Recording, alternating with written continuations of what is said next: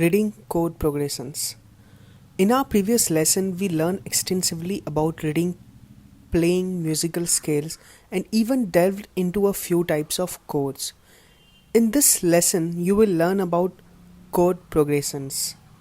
In a previous lesson, we had talked about chords.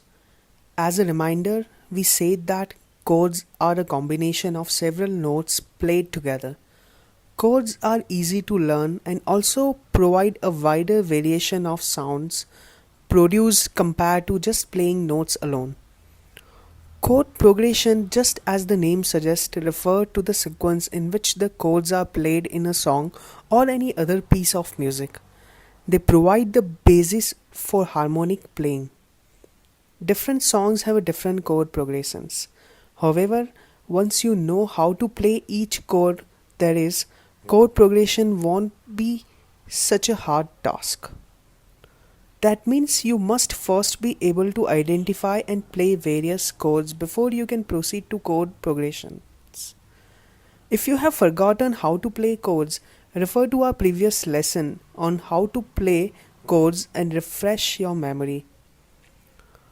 Chord progressions form the basis of what you call the key of a song. They are usually expressed in a Roman numbers. It is also not rare to see them expressed in the normal universal numeral system. To form a progression, the notes on the major scale are used top from the progressive chord.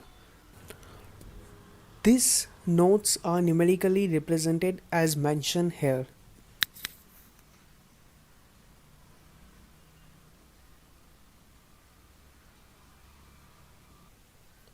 You may also find the normal digits in place of the Roman numerals as mentioned here.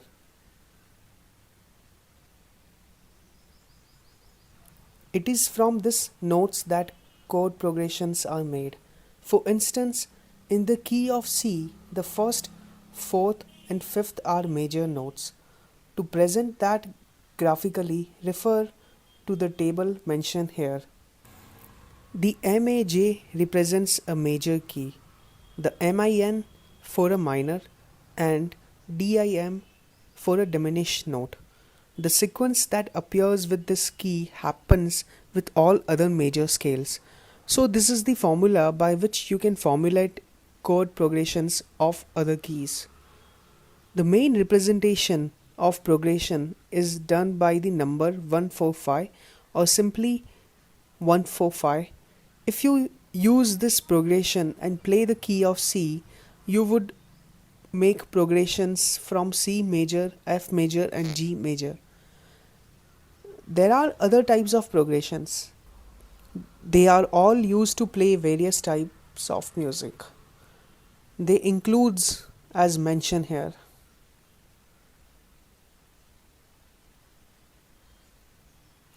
When you play any of these progressions for the key of C, you will end up with the following kind of chords.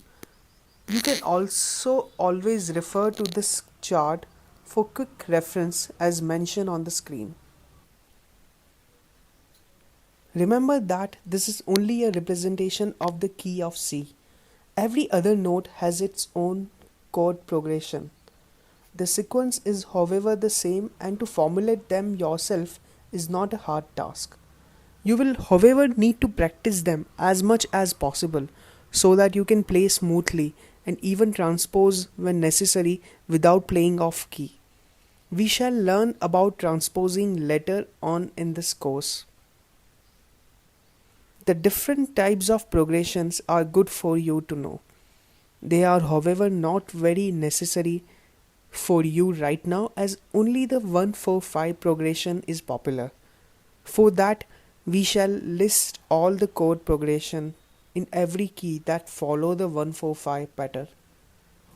Here is the table with these progressions.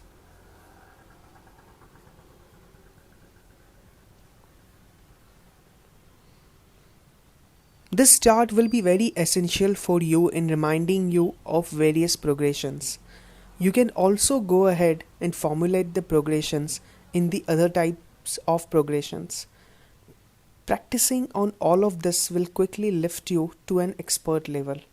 As you continue to add expertise on this once, you will be setting the foundation for playing almost any modern song.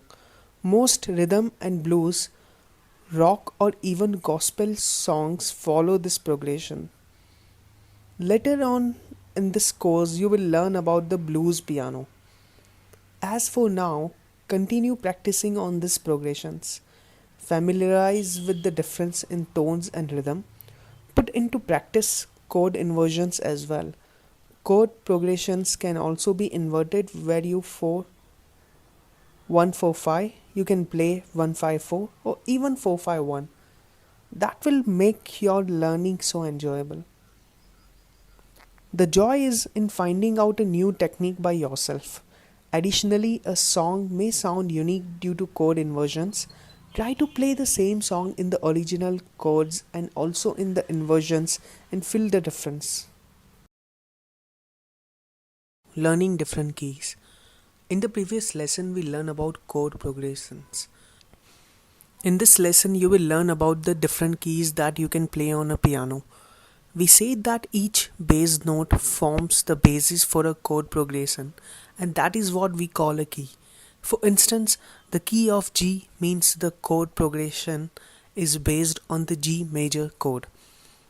There are 12 different keys that are all essential for you to learn. Every song is in a particular key.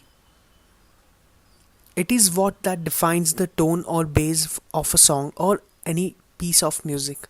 The bass is the chord or note on which the whole music revolves around from the beginning to the end. For instance, a song in the key of A will be played around all the chords in A progression. It is, however, possible to begin in one key and end with another. If you did that deliberately while playing, it is called transposing. Transposing simply means changing from one key to another, mostly to a higher key. As we have said, you can play any song in any key. There are 12 keys that you can play. All these are based on the notes of the keyboard. Do you remember the notes we named in our lesson on notes and rhythm? Those form the base of every key there is. The different pitches of these notes gives the tone variation of various songs. It is important for you to know in which key a song is so that you can play it in that key. Those who have developed their hearing skill can easily tell. But if you cannot tell the key of a song by ear yet, you can tell it by the following three things. First, key signature. A key signature is a symbol written immediately after the clef symbols on the staff. They will give a clue whether there are sharps or flats in that particular song. If there are no special character in the key signature, the key is mostly a C. A sharp indicates a key of G, while a flat indicates key F. We shall look more at key signatures next. Second point. You can also tell the key of a song by identifying the note on which it ends on. Mostly the last note is usually the same as the whole key of the song. However, note there may be some variation to this and you may need to identify the key in other ways. Point 3. Moreover, you can tell the key of a song by the chord in which it ends. For instance, if it ends in B, it probably was being played in the key of B. For you to effectively play the different keys, you just need to refer to the previous lessons. Identify a key, form a chord, and then play in its progression. Remember, there's nothing like just playing anything. You have to let your whole mind be on what you are doing, deliberately choosing a certain music or chord and play it correctly. Only then will you make meaningful progress. Let us now talk about transposing and how to perform transposing as you play. There are modern electronic keyboards that transpose at the touch of a button. While it is very easy, it of course denies you the chance of real manual transposing. Transposing on the piano means you have to know the sequence of the next key you will transpose to and so on. Before you can transpose, you first need to know on which key you are. We talked about the key signature before to help you determine the key you are on. Let us describe the key signature in a more detailed way first. The key signature is a special character immediately after the clef symbol. It could either be a flat or sharp symbol. The number of each symbol is what will help you determine the key. If there are no other symbol at all, it means the music is in the key of C. To know the key, refer to the table mentioned here.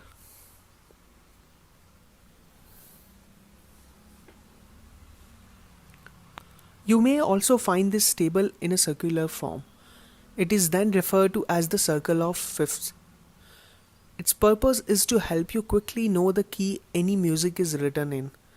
Once you know the key, transposing to the next is as easy as just choosing. For instance, you may be on A and you want to transpose to B. Your knowledge of chords and chord progression will come in handy here. With much practice, as we have all through said, you will perfect on transposing.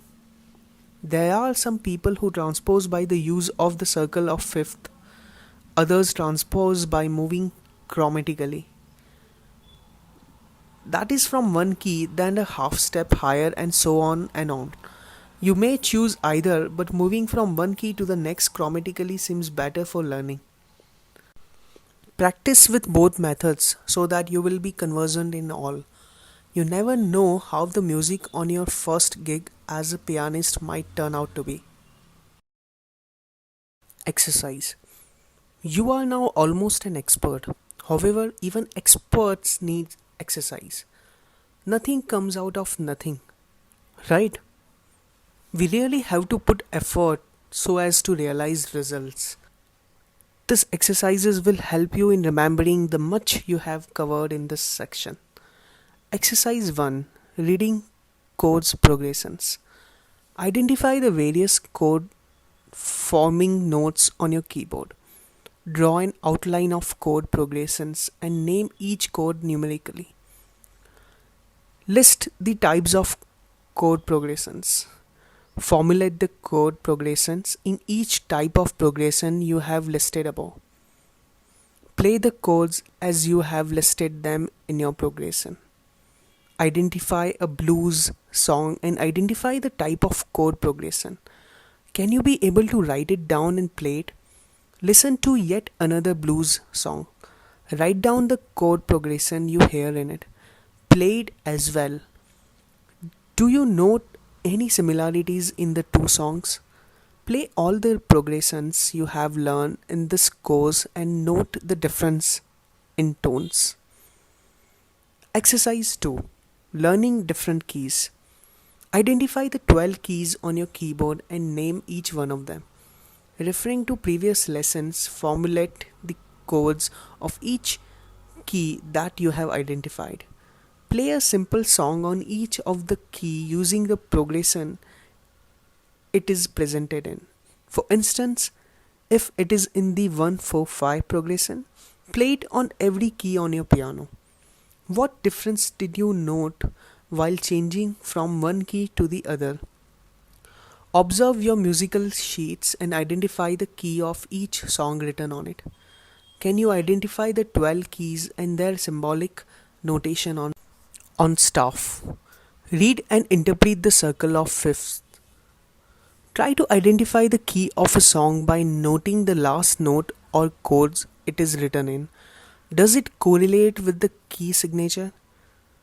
Transpose various songs as you play them, starting from the lowest key to the highest key possible.